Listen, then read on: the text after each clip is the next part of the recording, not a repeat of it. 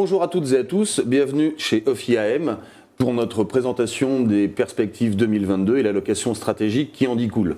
Alors je suis particulièrement heureux d'accueillir Jean-Marie qui est dans les locaux d'OFIAM en direct, en duplex depuis Hong Kong, qui va revenir sur un bilan de l'année 2021 écoulée et les perspectives d'un point de vue scénario économique sur 2022. Ensuite j'évoquerai les scénarios d'un point de vue banque centrale et taux d'intérêt et classes d'actifs obligataires sur l'année à venir. Et enfin, Eric nous parlera des marchés actions. Je vous propose tout de suite donc d'attaquer. Jean-Marie ? Oui, bonjour. Il est intéressant de regarder un petit peu 2021, qui a été une année quand même extrêmement positive et riche en enseignements, avant justement d'essayer d'aborder 2022, qui s'annonce un petit peu plus compliqué quand même, mais pas forcément négative. Alors, 2021 a été une année extraordinaire, hein. On a eu un rebond économique extrêmement puissant dans un environnement monétaire très stable, avec des taux d'intérêt qui n'ont pratiquement pas bougé tout au long de l'année. Le premier enseignement de l'année dernière, c'est que le sujet Covid, qui a animé quand même encore l'actualité, n'est plus un sujet déterminant pour les marchés. On a l'impression que les marchés se calent sur un scénario de sortie de Covid, en tout cas au moins pour les marchés occidentaux, hein. Espérons qu'ils ont raison, avec les taux de vaccination élevés, plus les taux d'immunité qui montent avec le nouveau variant. On a le sentiment que c'est un sujet, globalement, qui sera moins présent en 2022. En tout cas, on peut dire, espérons-le. Le deuxième enseignement qu'on peut faire de cette année 2021 extraordinaire, c'est que les entreprises ont une capacité d'adaptation tout à fait extraordinaire. Avec des taux de croissance qui ont été exceptionnels quand même dans la lignée d'une économie qui repartait, on a eu des progressions de bénéfices inédites, hein, de presque 65% en Europe et de presque 50% aux États-Unis, c'est-à-dire bien au-delà de ce qui était anticipé par les analystes en début d'année dernière. Donc, tout au long de l'année, on a eu des révisions à la hausse de ces bénéfices et les entreprises ont montré qu'elles savaient s'adapter dans des environnements particulièrement compliqués. Et ça, il faut l'avoir en tête, hein, cette souplesse, cette capacité d'adaptation des entreprises. L'enseignement et l'actualité aussi a été dominé l'année dernière par une divergence entre les pays émergents et les pays occidentaux. Alors, on peut le comprendre parce que les pays occidentaux sont mieux équipés d'un point de vue sanitaire, mais l'actualité était vraiment dominée en Chine, dans les pays émergents, je veux dire par la Chine, qui a adopté une nouvelle orientation pour son économie. Peut-être de manière un peu trop brutale, parce que ça a affecté un certain nombre de secteurs, dont le secteur très important de l'immobilier. Et on a le sentiment que de ce point de vue-là, les autorités ont compris qu'elles étaient peut-être allées un petit peu trop fort et qu'elles vont infléchir leur politique en 2022. Et puis le dernier enseignement de 2021, et alors là, c'est un sujet qui va vraiment nous occuper pour toute l'année 2022, c'est l'inflation. J'ai regardé les prévisions d'inflation que les grands stratèges internationaux et les banques centrales nous avaient données il y a un an. Eh bien, on est très, très, très loin des taux d'inflation qu'on a aujourd'hui, c'est-à-dire autour de 7% aux États-Unis et de 5% en zone euro. Et là, on retrouve des plus hauts depuis 40 ans et c'est un vrai sujet pour 2022. Donc cette année, elle s'annonce un peu différente quand même. On peut dire elle s'annonce plus compliquée, mais pas forcément négative comme je le disais. C'est vrai que les marchés ont intégré déjà beaucoup de bonnes nouvelles et il va falloir qu'on ait des réponses sur un certain nombre de questions, notamment l'inflation et les politiques monétaires. Du côté positif quand même, on aborde 2022 avec deux nouvelles plutôt favorables. La première, c'est la croissance économique. Alors, elle sera plus faible en 2022 qu'en 2021, qui était une année de reprise, mais elle sera quand même très substantielle, avec une croissance mondiale qu'on attend à 4,4%. On attend presque 4% aux États-Unis et on attend également plus de 4% en zone euro. Il y a la question de la Chine, comme je le disais. La Chine ralentit énormément avec les mesures réglementaires qui ont été prises. Mais le gouvernement est en train de corriger le tir, puisque là, on voit aujourd'hui un certain nombre de mesures de soutien qui ont été prises pour stimuler la croissance. On demande aux entreprises d'État de reprendre des promoteurs immobiliers en difficulté. On demande aux banques de prêter aux PME, et l'État lui-même va s'endetter pour accélérer les plans d'investissement en infrastructure dans l'économie de demain, qui avait été prévu dans le cadre du plan quinquennal 2021-2025. Et les taux d'intérêt sont en train de baisser également. Donc globalement, la Chine devrait pouvoir maintenir un taux de croissance qui est l'objectif de 5 à 5,5%. Surtout que c'est une année extrêmement importante pour la Chine, avec les Jeux Olympiques, on le sait, le défi de la politique zéro Covid et le congrès du Parti communiste au mois de novembre, qui verra peut-être le président Xi Jinping pouvoir avoir un mandat à vie.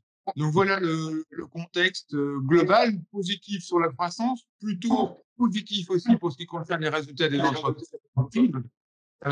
On attend à peu près 10% de croissance des bénéfices cette année. Alors, c'est beaucoup moins que l'année dernière, évidemment.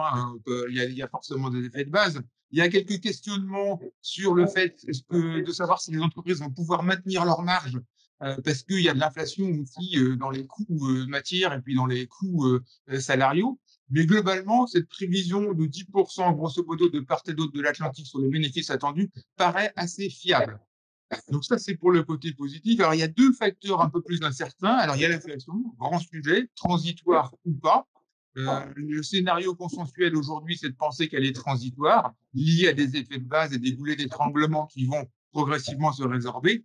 Mais il y a aussi une thèse qui dit que finalement, avec la nouvelle économie aujourd'hui, les relocalisations, le fait qu'il y ait beaucoup de main-d'œuvre qui soit sortie volontairement du marché du travail pour différentes raisons, des raisons de questions de quête de sens, et puis des raisons aussi de partir à la retraite avec des fonds de pension qui sont plus hauts.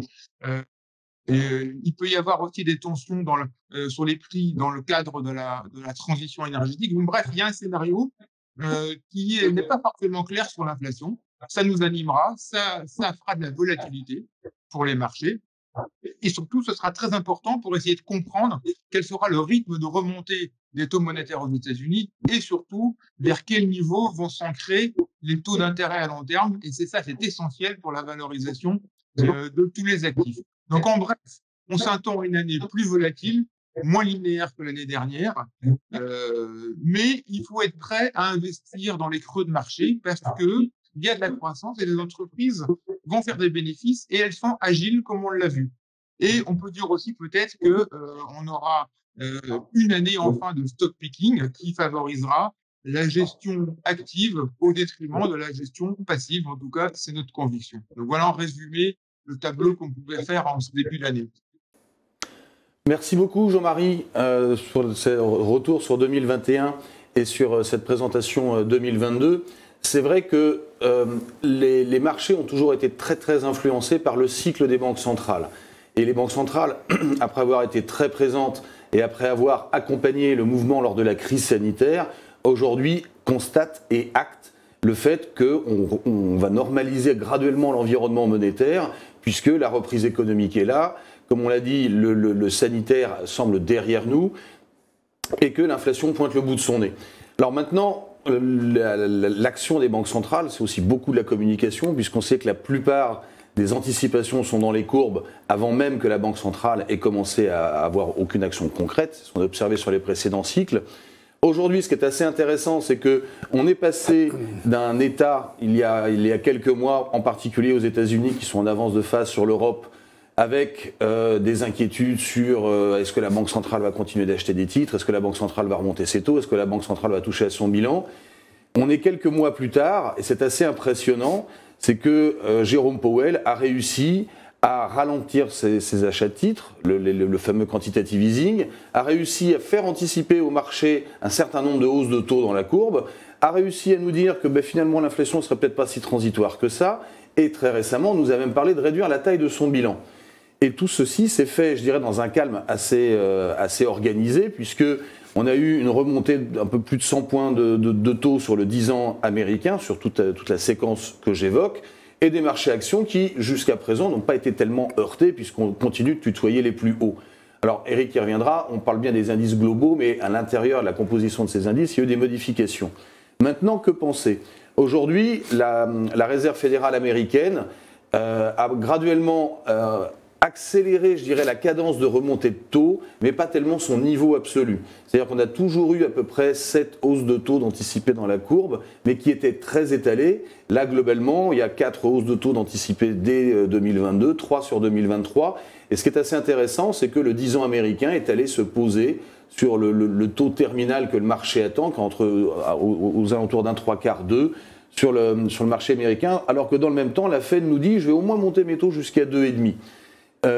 Et notre vue, c'est que globalement, la Réserve fédérale va rester crédible sur son action de politique monétaire, donc pas forcément de dérapage ni d'envolée, dans un contexte de reflux de l'inflation, mais je vais y revenir. Le marché sous-estime peut-être un petit peu le point d'arrivée de la Fed, même si dans le passé il a plutôt eu raison contre ce que nous disait la Fed. On imagine donc sans doute peut-être un niveau de fin de cycle anticipé par le marché un peu plus élevé, du côté de 2, de 25, au-dessus. Donc ça voudrait dire un peu plus de taux d'intérêt à court terme dans les remontées de taux, mais également un taux d'intérêt long terme qui reste posé sur des niveaux plus élevés. On imagine donc sur 2022 un taux, disons, américain qui passe au-delà de 2, vers 2,25. Le point qui est important, comme toujours en matière d'ajustement de taux d'intérêt, c'est cadence et ampleur.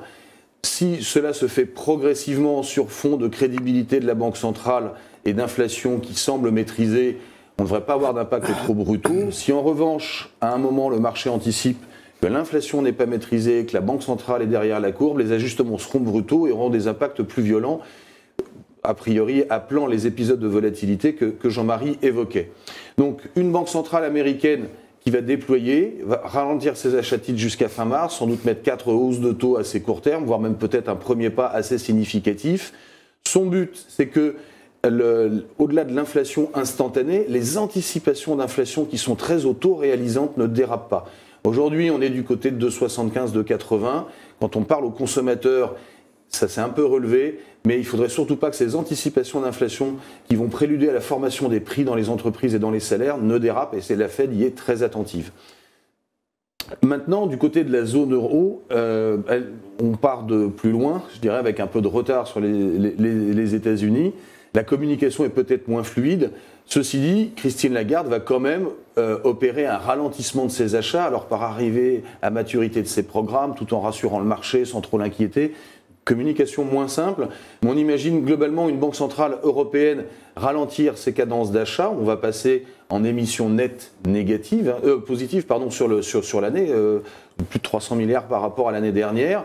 Et donc dans ce contexte, des taux courts qui ne devraient pas forcément bouger sur 2022, on est plus sur 2023, mais en revanche des taux longs, ils ont déjà commencé à le faire comme on l'avait évoqué, qui devrait, dans le sillage des taux de 10 ans américains, s'écarter progressivement avec un 10 ans allemand atteignant les 0,25, 0,50 dans les trimestres à venir. Pareil, à nouveau, en fonction de l'ampleur et de la rapidité, l'impact sur les marchés sera différent. Dans cet environnement, deux mots des souverains, on a une Europe qui a dépensé sans compter, on sent que commence à poindre un peu de retour à la raison sur les déficits. Il y a la succession de Mario Draghi qui fait consensus aux États-Unis, président, pas président, ça va être à suivre.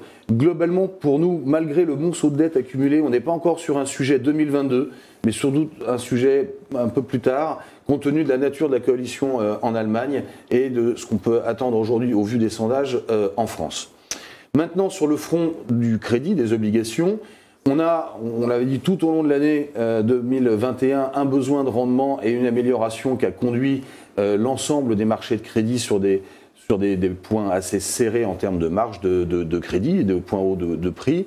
Avec la remontée des taux et les volatilités d'ajustement, je dirais, du cycle des banques centrales et le ralentissement de la cadence des achats, on imagine un peu de volatilité sur ces marges, peut-être un peu d'écartement. Et puis c'est vrai que quand on resserre les conditions monétaires, en particulier sur le haut rendement, il y a des ajustements qui créent un peu d'inquiétude. C'est pour nous l'occasion de se repositionner car on va retrouver entre ces marges de crédit et les taux d'intérêt des niveaux de rendement absolus qui deviennent à nouveau assez attractifs. Donc ne pas hésiter à se positionner en particulier sur le haut rendement en cas d'épisode de volatilité.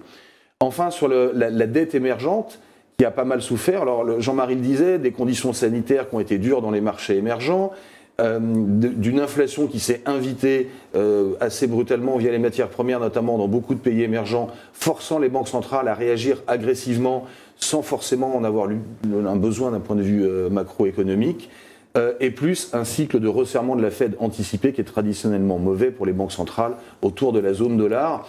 Aujourd'hui, compte tenu des taux de rendement atteints, la classe d'actifs nous paraît intéressante.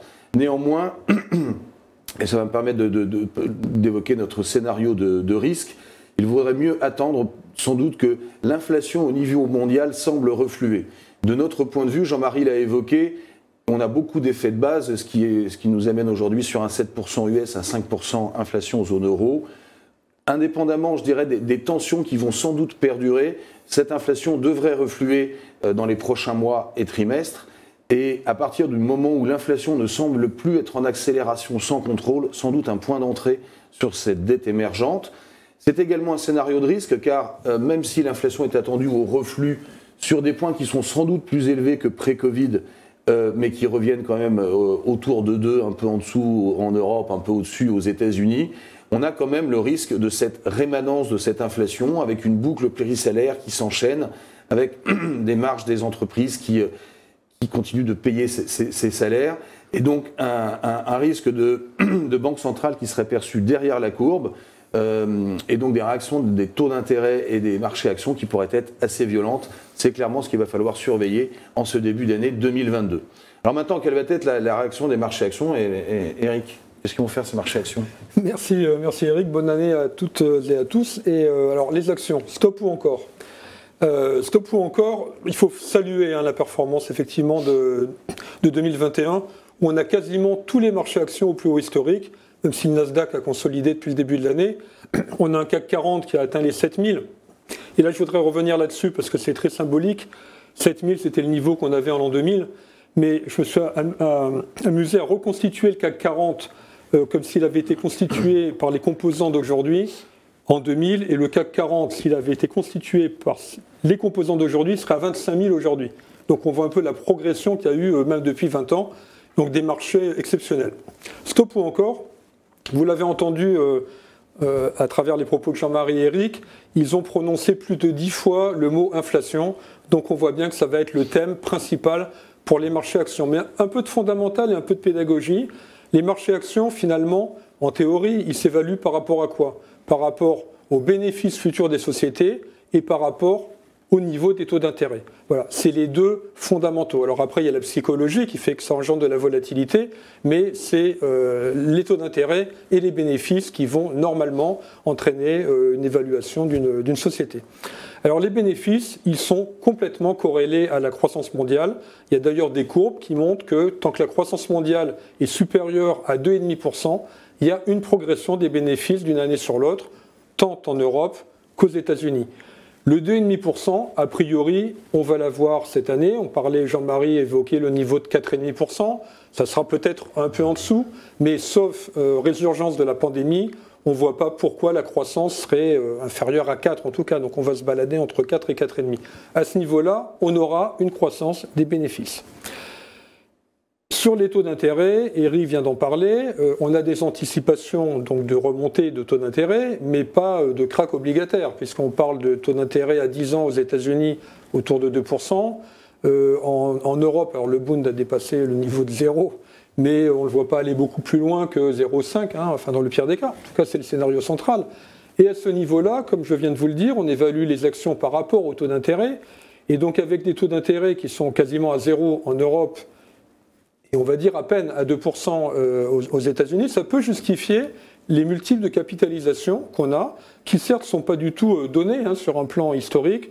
On va être à peu près à 15-16 fois les bénéfices 2022 en Europe, autour de 20 fois aux États-Unis. Donc ça, en absolu, c'est au-dessus de la moyenne, mais par rapport à des taux très bas, ça peut se justifier. Donc, sur l'année, tant qu'on a des taux d'intérêt qui ne dérapent pas trop et tant qu'on a donc cette croissance mondiale qui va générer une hausse des profits, on n'a pas de raison d'être particulièrement inquiet. En revanche, on ne pense pas du tout qu'on va progresser de la même manière que l'an dernier. Pourquoi? Parce qu'il n'y a pas de raison qu'il y ait d'expansion quand même des multiples de capitalisation. Parce qu'on est quand même si encore une fois on ne parle pas de krach obligataire dans une remontée des taux d'intérêt, quand on accepte de payer 30 fois les profits d'une société, c'est bien parce que les taux sont très bas, mais s'ils commencent à remonter un petit peu, il n'y a pas de raison de les payer 33 ou 34 fois. Donc, au-delà des marchés qui devraient être stables sur l'année, avec quand même pas mal de volatilité au gré des annonces, effectivement, des chiffres d'inflation ou des politiques des banques centrales, il y a quelque chose qui est quand même vraiment très important à voir depuis le début de l'année, c'est une rotation sectorielle. Alors, ça fait 3-4 ans qu'on en parle, parce qu'il y a une telle différence entre les performances des valeurs dites de croissance et les valeurs dites value, cycliques, que chaque année on dit ça va être l'année de la correction. Ça n'a pas été le cas, mais ça n'a pas été le cas pourquoi? Ça n'a pas été le cas parce que les taux continuaient toujours à rester très bas. Là, on est dans un mouvement quand même de pontification donc de la courbe des taux. Et normalement, on devrait enfin avoir cette rotation qui a commencé depuis le début de l'année, entre certaines valeurs bancaires et certaines valeurs du luxe, par exemple. On a déjà 25% d'écart de performance. C'est très significatif en à peine 15 jours. Alors, si on rentre un peu plus dans les détails sectoriels, et puis après je vais parler de géographique, sectoriellement, ce qu'on a vu depuis 10 ans, en fait, c'est 3 secteurs qui se sont littéralement effondrés pour 3 raisons différentes. Les bancaires parce que les taux étaient de plus en plus bas et avec des taux négatifs, ça pèse sur les marges du secteur bancaire. L'automobile parce que on a prévu peut-être un peu vite que tout passera à l'électrique et que les grands acteurs européens ou même américains ne réussiraient pas à faire cette transition et que finalement Tesla emporterait tout. Bon, ça on voit bien que c'est pas possible, que les acteurs européens de toute manière ou américains se mettent à l'électrique, donc certes, ça va un peu obérer les marges, mais enfin, ils n'ont pas disparu, et puis en plus, la valorisation était très très faible. Et puis le troisième secteur, c'était le pétrole, parce qu'avec l'arrivée des nouveaux entrants, notamment aux États-Unis, les pétroles non conventionnels, on considérait que le prix du pétrole était amené à être très très bas, et puis que d'ailleurs, on se passerait de pétrole d'ici peut-être quelques décennies. Et là, on voit bien qu'on a été peut-être trop vite en besogne et qu'il y a un problème entre l'offre et la demande, qu'il y a une demande qui est assez forte, une offre qui est contrainte. Chez OFI, on vous disait depuis pas mal de temps qu'on anticipait des cours du pétrole supérieurs au niveau actuel. Notre spécialiste, d'ailleurs, de temps en temps parlait de 100 $, alors quand on était à 40, on trouvait ça effectivement énorme. Enfin, on n'est pas loin maintenant avec des cours de pétrole autour de 90. Donc, les taux qui remontent, le pétrole qui monte, et puis le fait que les acteurs automobiles ne sont pas morts, fait que ces valeurs-là remontent, donc en absolu, et ils remontent en relatif. Pourquoi? Parce que toutes les valeurs dites de croissance qui avaient bénéficié de taux d'intérêt très bas, dans leur évaluation, si les taux remontent, sont affectés par la hausse des taux d'intérêt d'une part, et comme beaucoup de valeurs de croissance, notamment les technologiques, ont besoin de se financer, de financer leur croissance, une hausse des taux pèse sur leurs bénéfices. Et voilà pourquoi vous avez cette rotation sectorielle qui, pour nous, devrait continuer, en tout cas à court terme. Alors, du coup, quand on parle de secteur, on peut parler aussi de géographique, parce que très souvent, on nous demande, alors c'est l'Europe cette année, la zone euro contre les États-Unis, qui, globalement, chaque année, surperforme. Mais là, finalement, au-delà du géographique, on revient au sectoriel. Parce qu'aux États-Unis, il faut savoir que les indices sont énormément composés de valeurs technologiques. D'ailleurs, très très peu, on parle du Nasdaq, mais le Nasdaq, c'est 7 ou 8 valeurs qui entraînent quasiment le tiers de la cote. Donc ça veut dire qu'il faut être très très très attentif à l'évolution de ce qu'on appelle les GAFAM. D'ailleurs, ce n'est pas forcément que des GAFAM, mais ces grandes valeurs technologiques qui, effectivement, dans un contexte de remontée des taux d'intérêt, pourraient être affectés. Si c'est le cas, alors il n'y a pas de raison, au moins pour une fois, que le marché européen ne surperforme pas, parce que le marché européen est plus cyclique que le marché américain. Dernière grande zone, les émergents, Eric vient d'en parler, les émergents, il y a quand même des questions, donc ils ont une inflation un peu plus grande, plus forte, une crise sanitaire qui n'est pas forcément finie chez eux, la politique monétaire de la Fed qui généralement ne plaide pas en faveur des émergents, la hausse des matières premières, donc on n'est pas forcément ultra favorable sur toutes les valeurs émergentes, mais après il faut regarder, tous les pays sont différents et selon qu'ils sont producteurs de matières premières ou non. Après, à l'intérieur des pays émergents, Jean-Marie est mieux placé que quiconque, mais il y a des valeurs chinoises qui sont très décotées par rapport à leurs homologues américaines, notamment sur les valeurs technologiques. Alors on regarde Alibaba, Amazon, Tencent, il n'y a pas forcément de raison pour qu'il y ait un si gros écart de valorisation. Et ça nous paraît pas complètement incohérent d'arbitrer certaines valeurs technologiques chinoises, enfin au profit des Chinoises par rapport aux valeurs américaines. Donc globalement, pour résumer, un marché action qui sur l'année devrait se tenir. Il n'y a pas de raison qu'il progresse plus fort que la hausse des bénéfices, tant aux États-Unis qu'en Europe. Et Jean-Marie et Eric l'ont dit, on est à un chiffre, 10% maximum, et voilà un peu la hausse des bénéfices attendue, avec une rotation sectorielle en faveur des valeurs plutôt favorables à une remontée des taux. Normalement, un petit avantage à l'Europe pour cette raison-là. Et puis, quand on regarde en dehors des États-Unis et de l'Europe, regardez les valeurs chinoises. Donc voilà un peu le panorama pour 2022. Merci beaucoup Eric.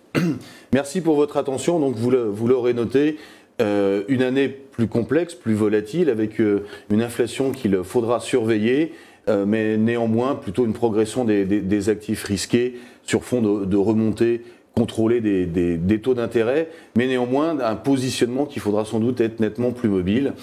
Jean-Marie, Eric et moi, on sera d'ailleurs ravis de vous accompagner, comme on le fait toutes les semaines depuis un certain temps maintenant, pour décrypter l'actualité, les marchés et les positions que nous avons tout au long de cette année 2022. À nouveau, merci pour votre attention et à bientôt.